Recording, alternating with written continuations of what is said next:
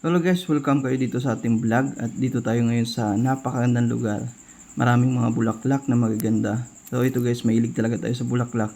Kaya ito muna ang kinuhanan ko ng mga video. Ay, natutuwa ako sa nakita kong sobrang gaganda ng mga bulaklak guys. So ako talaga ay sobrang hilig ko sa bulaklak. Kaya pag may nakikita ako, binibidyohan ko o kaya kukuha ako ng picture. So ito guys, i-enjoy nyo po. Ayan, iniisa-isa ko kung mabidyohan itong mga sobrang gagandang bulaklak. Yung makikita natin kulay pink, may yellow at marami pang kulay na nandyan guys.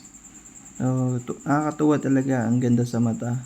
Sobrang sarap niyang tingnan, lalo na pag marami tapos iba-ibang kulay. So sana guys mag-enjoy kayo dito sa content ko na ito. Ayan, sobrang dami dito guys.